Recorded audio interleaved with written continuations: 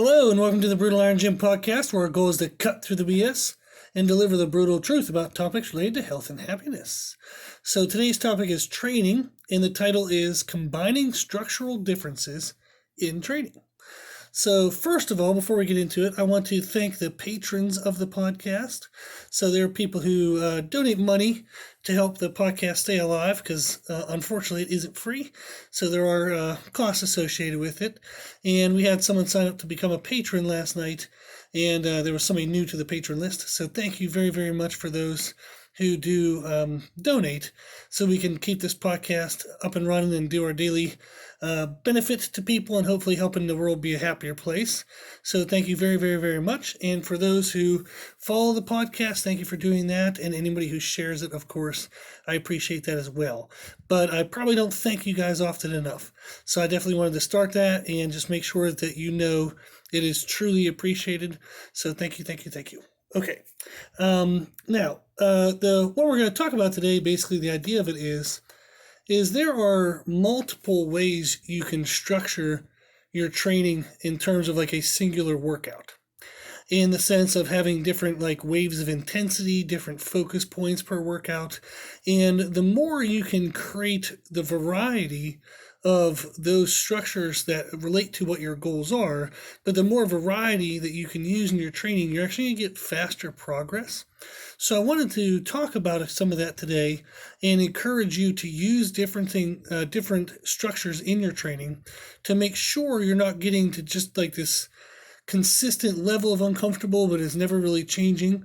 So too often we fall into a comfortable, uncomfortable, meaning we'll push ourselves in our training, but we only ever push ourselves in the same way, to the same level, to the same degree, and therefore our results start to plateau and stagnate, and training can kind of lose fun because you stop seeing things progressing.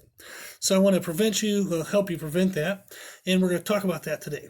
So this actually came up with a client of mine recently who started training twice a week together and doing leg workouts. Their goal is to have an overall aesthetic change. So they want to get stronger for life health purposes. They also want to get stronger because they know as they get stronger, they can move heavier weights and create more muscle damage in their training, which then allows their muscle growth in their weaker areas and muscle shaping in the areas that they want to shape and kind of change the body shape. That all of those kind of muscle-related responses will happen faster the stronger you are, because you can then use heavier weights during muscle damaging activities.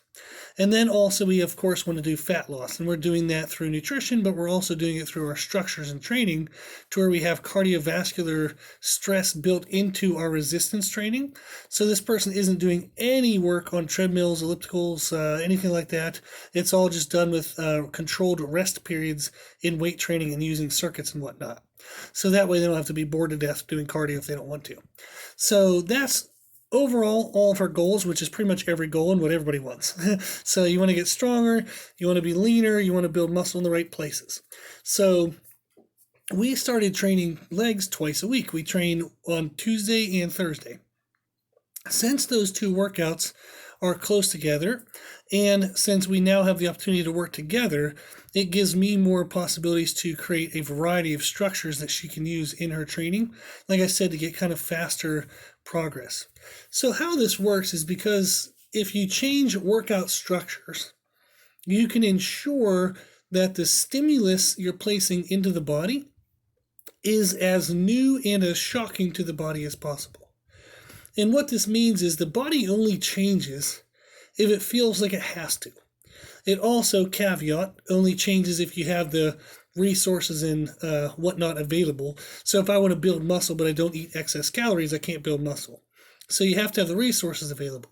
But still, the stimulus for change has to be pretty severe. Our body does not like putting in extra work to build new muscle. It doesn't like putting in the work to burn off fat. It really doesn't want to put in work at all. It only does it when it feels like it has to. So the greater degree of stimulus that you can create in your training, the faster and more aggressive adaptations you'll get from your training.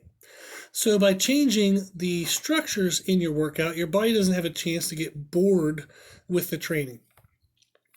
A good analogy for this, or a good way to think of it, is if I go out and I run a mile today, That would be awful because I don't like running. But if anybody pretty much goes out and the first time they run a mile, it'll be miserable. Then the second time you run a mile, it's still pretty miserable. But maybe by the 20th or 30th time you run a mile, it becomes relatively easy and it almost becomes like the warm-up to your workout. And you then have to start adding intensity in order to continue to get progressive change.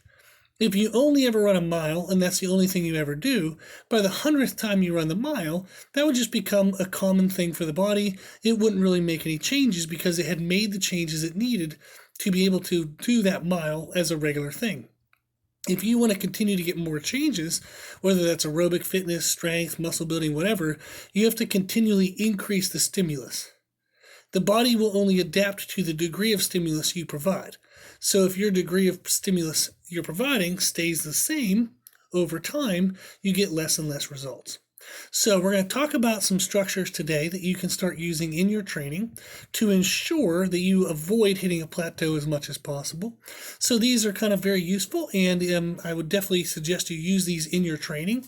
So we have gone through a similar concept back in podcast 563, titled Peaking Workout Intensities, where we compared whether you started a workout with your cardio stimulus first or your strength stimulus first.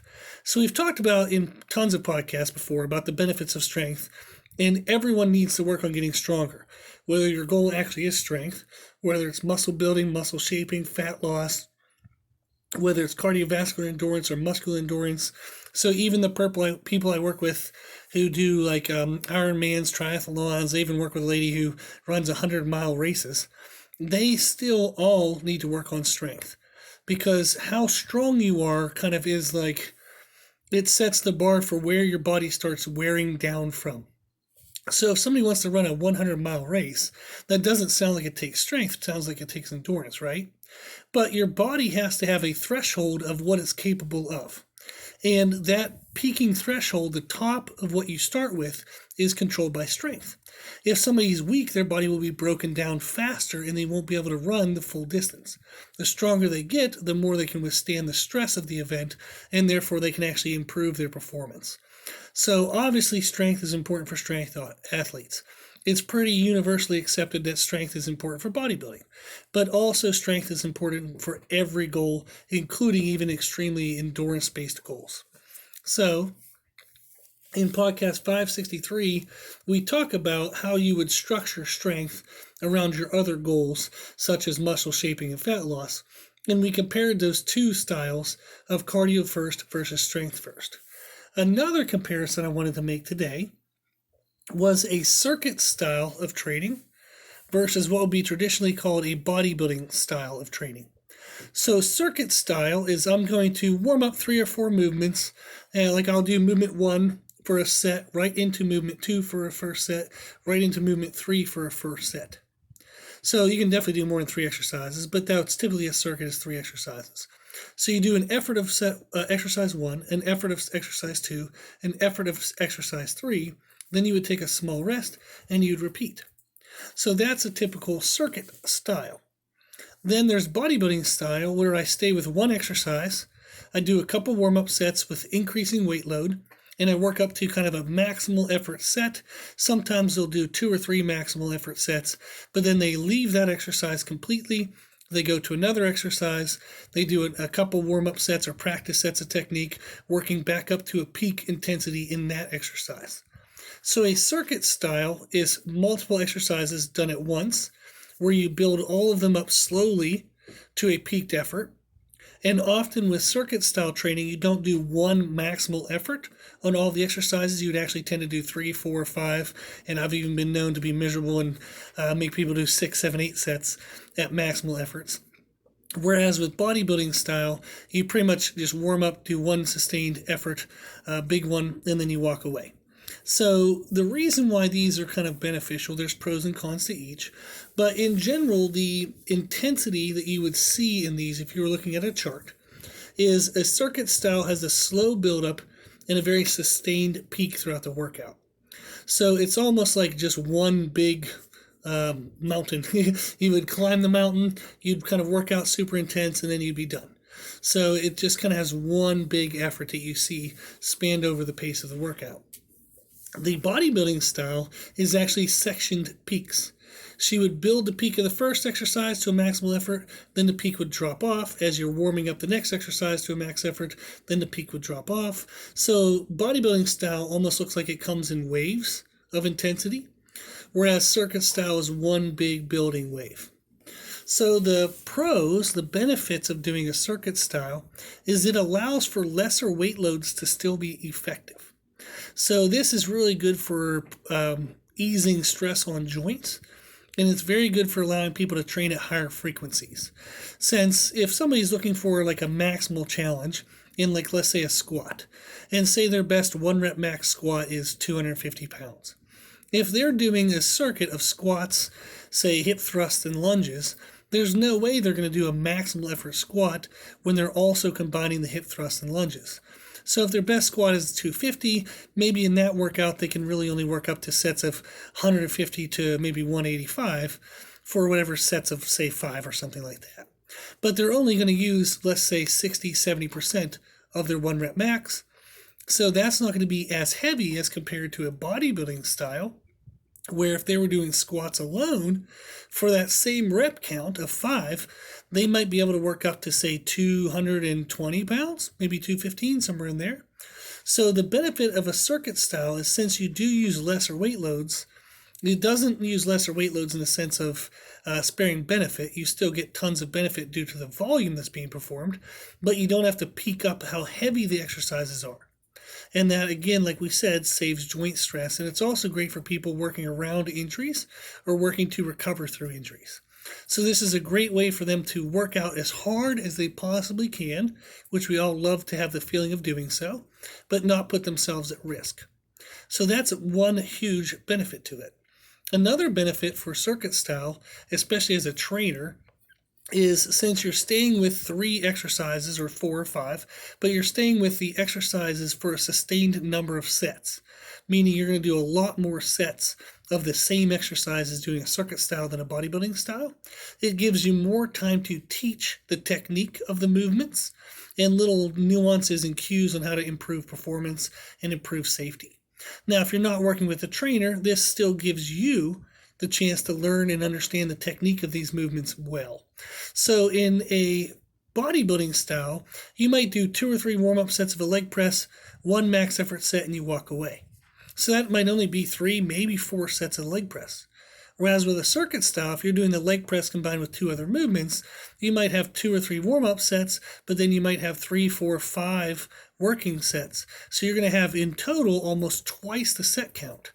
So that's going to give you a lot more time to work on technique and feeling kind of mind-muscle connections and getting a better understanding of what the exercises are intended to do. So those are important pros, especially like not only by yourself, but especially as a trainer, because it gives you much more communication, much more connection with those movements. So I tell my clients all the time when we're working together on certain exercises, we're really trying to build their library of knowledge. So that way we can recall on exercises later in their programming, maybe 4 weeks later, 8 weeks later, but they'll still have the technique and they'll remember how that should be done. And being able to do such multiple sets helps to really cement that technique in their mind, so I can recall on those exercises later on without needing as much time to review the technique. So this builds their knowledge over time of exercises to a much more kind of deeper understanding. Now, the negatives to a circuit style is you can't develop strength as quickly. Since a circuit style decreases how heavy you can really go, you're not going to maximally stimulate strength to the best of its ability as if you were to isolate the exercise away. So again, in that example of squats, hip thrusts, and lunges, I can't really do my best on squats if I already have the efforts of the hip thrusts and lunges involved. Whereas if I take away the hip thrusts and lunges, of course I can use a little more effort on the squats because that's the only thing I'm doing at that time. So with circuit style, since you can't lift as heavy, it is slower in developing strength. If you're someone who you need strength more than you need cardiovascular benefits, then you don't want to really use a circuit style too often. You would rather use a bodybuilding style more often so you can really push the strength goals. If you're somebody who's already strong and you actually want to kind of save wear and tear in your joints, maybe you only like deadlifting heavy twice a month because you know that that's safe on your lower back, but you want to have maximal effort workouts. Well, you can do a deadlift supersetted with other similar movements. So since they're already in my head, you can superset a deadlift with hip thrusts and lunges. So by doing so, it decreases how heavy you can really go on deadlifts. You still get to try your absolute best, but the workload is lighter, therefore the stress on your lower back is lighter. So some people will actually use the fact you can't lift it very heavy in circuits to their benefit. Where other people who need to develop strength, it would actually be a negative for them to use circuits all the time. Another thing that's common is it's harder to push yourself into heavy enough weights for muscle damage and strength when you're doing circuits. So when you have a trainer there, they can tell you what to do and kind of help regulate things, help motivate you. And that's one of the major benefits of me getting to work with my clients is they always end up doing circuits with heavier weights than they'd normally have picked themselves. Because not only am I there to motivate them, but I'm also there to teach them how to be in better positions so that way they can be more efficient in their movement. So that way they can actually use all the strength they actually have available to them because they're not in bad position or using improper form. And I can also keep them safe. But that's one of the downsides to circuits is it does help you get those benefits of lighter weight loads, helps you get the benefit of learning the technique more, and you do get great overall volume and stimulus on the muscles. However, since you have so much workload per set, people tend to underestimate how heavy they can really go. Now, the pros and cons of the circuit style are pretty much flipped when it comes to the bodybuilding style. So the pros of the bodybuilding style is you can go heavier. It does allow you to really dive deeply into muscle damage and strength. It may be a little bit less on the cardiovascular type stress and stimulus. However, that can be controlled when you control your rest periods. So just like having a trainer present during the circuit style can help push the person into heavier weights than what they normally would use. Having a trainer or gym partner or somebody present during the bodybuilding style can help maintain a good pace to where you don't lose the cardiovascular benefit. Now, the cons of a bodybuilding style is since there's less overall workload at high intensities, meaning you're going to have a couple warm-ups and then one big effort, then you walk to the next exercise. Couple warm-ups, one big effort. The person might only have 3 or 4 maximal peaks in the entire workout. Whereas in a circuit style, they'll have more than that. Since there is less maximal peaks, there's less maximal time spent in kind of overall stress in the bodybuilding style. So therefore, you don't burn as many calories during the individual training session using a bodybuilding style compared to a circuit style. So examples of this have been seen in like classes like Orange Theory classes. They'll have, I forget what they call them, like splat points or something like that. But they'll count their calories and say, hey, in this hour you burned 800 calories. Whereas maybe somebody doing a bodybuilding style in the hour, they might only burn 400 calories. However, the caveat to this is in podcast 181, so way back when, in podcast 181, we talk about how you can use muscle damage for fat loss. Since the bodybuilding style equates to a lot more muscle damage, your body then has to use calories to repair and address that damage.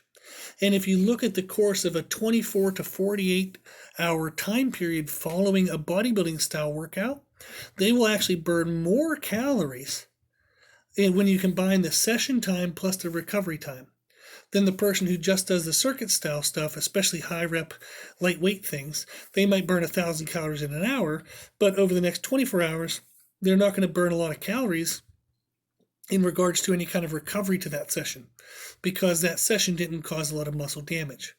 Whereas heavy training, bodybuilding training, it does cause a lot of damage and therefore it does burn a lot of calories over the next 24 hours as part of the repair process. So too often people consider calories being burnt in exercise and they only look at that narrow scope of the time spent in the gym. And that's a big flaw because there is tons and tons of energy being spent in the recovery process.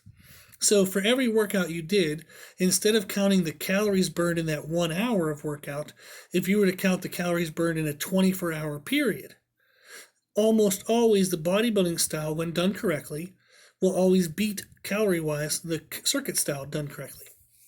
This is very kind of counterintuitive because people typically don't think that way. But if you train with heavy, hard weights and with proper rest periods, you're going to get a ton of benefit. Where people mess this up, they'll be like, well, I know so-and-so, they lift heavy and they're overweight. Well, that's probably because they take way too long of rest periods and they probably eat like crap outside of the gym. So if you control your rest periods, if you control your nutrition, typically bodybuilding style training will equate to a leaner person than will a circuit style. Plus, bodybuilding style promotes increased muscle mass, which then allows them to raise how many calories they burn at rest. So over time, that person can actually build their metabolism. So it's very, very, very important to pay attention to the aspect of muscle building, not only for the calories burned during that session, not only for the calories burned during the 24-hour repair process, but also the calories burned over kind of their future progressions as they build more and more muscle. So the reason why I wanted to go through and present the circuit style and the bodybuilding style is for every individual, there's going to be a different degree of focus they should put between these. And especially including the other two things we've talked about in podcast 563, the cardio first structure versus the strength first structure. So if you look at these four aspects, cardio first, strength first, circuit style, or bodybuilding style, you can actually do a cardio first focus with circuit or bodybuilding style. And you can do a strength first focus with circuit and bodybuilding style. So there's actually multiple combinations you can create here. And which combination is best for you will depend on individual goals, individual experiences, and individual abilities. However, knowing that there are this many possibilities, and there's actually infinitely more, I just wanted to present four that we can maybe wrap our heads around. Understanding that these are possible will help somebody understand how to best structure their workouts for their individual abilities and goals, and to know how to make their best program. So it's going to be super beneficial if you will play around with these structures. So you can email me at brutalirongym@gmail.com, and I'll send you the write-ups for these podcasts so you can see kind of examples of each of the structures, and you can start to play around with them yourself. Of course, we'd be happy to write training program for you and whatnot, but you don't have to pay us anything to learn. Okay, you can learn this stuff on your own if you're willing to play with it and you have the time. If you do want a program, we can write it for you, and that's a great way for you to learn as well. So you can experiment through a program that we would write that would be correct for you and your equipment and your abilities, and then you can kind of take it and run with it after that. But this is great to understand that there are multiple structural possibilities. You might be forced into a type of training that you don't like, that doesn't quite fit the way your body works, and there's no need for you to stay there. You can still modify it, you can change it. There might be a different structure that works better for you. You might also be following a structure that doesn't feel like you're getting any progress, and it might be because it has the wrong focus for you. So knowing that there's all these possibilities of structural combinations can allow you to better understand how to find what's best for you for pushing progress, but also what's best for you for fitting in your style and your preferences. Okay, so that was the idea of presenting all this. Hopefully we didn't get lost in all the crazy details, but I just want you to know that there is more than one way to work out. You can focus on circuits. You can focus on bodybuilding style. You can do your cardio stuff first if you like doing it that way, or you can save your cardio stuff for the end of the workout if you like it that way. There's no necessarily right or wrong, but there is one way or a couple ways that might work better for you, and one or a couple ways that might work less better. So understanding that these are possible gives you that leeway to play around with the structures. So again, if you want to try these on your own, just email us at brutalirongym@gmail.com, and I'll send you a sample workout using all four combinations. So for example, the combinations you could come up with was you could do a workout of a circuit style with cardio first. Then you can do a bodybuilding style with cardio first. Then you can do a circuit style with strength first, and a bodybuilding style with strength first. The reason why I order them that way is it's in order from the least aggressive to your joints and nervous system to the most aggressive. So you could actually rotate your workouts in the order I presented them and have a really nice kind of like 4 workout wave to where you're pushing your body, but then you're giving it time to recover. Then you're pushing it, then you're giving it time to recover. So rotating through the 4 possibilities there will be a great wave to take your body through. So that way you can prevent your body from becoming, again, comfortable to the same uncomfort. So that way you don't just push yourself to the same degree of uncomfort and then wonder why you never push to new levels in terms of your results. So if you want examples of that, email us at brutalirongym@gmail.com. If you'd like some help with programming, of course, just let us know. And, we can help you write a program that's specific for your abilities, especially if you're getting past injuries or even any kind of like special needs scenarios, anything like that, we can definitely help with. A lot of our programming, we have the offer of a template service where we can actually create templates based on your information and then teach you how to plug and play different exercises. And those templates have been used by clients for over years. So I have several clients that have used their templates for over a year. I have several clients who will come back a year or two later and use one of those templates. So it's something that you can buy now and then keep with you for the rest of your life. So it's a really good educational resource that also allows you to have known good structures for the rest of your life for training. So if you want any of that help, let us know. We're always here to help. And I do hope listening to the podcast can spark some new ideas for you and give you some new ways to train so that way you can push yourself through any maybe plateaus you're stuck at or any kind of discomfort or not really loving your training. So the more you can love your training, the more you can get results from your training. Not only will you be better in physical health, but also in mental and emotional health. And that's our goal, is we want to make sure you're not only healthier people, but you're happier people. So please let us help. If there's anything you need at all, just shoot us an email. Cool. So thank you again to the patrons. Again, I want to thank you for supporting the podcast. It really does mean a lot. And I hope that you get everything you want from this podcast.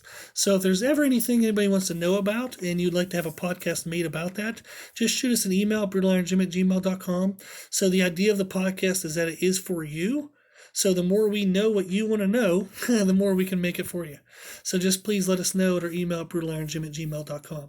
Also, if you do like these podcasts, please share them. So the more information we can share with the world, the more we can make the family and friends around us happier, because they'll be knowing more about how to take care of themselves in good, healthy ways.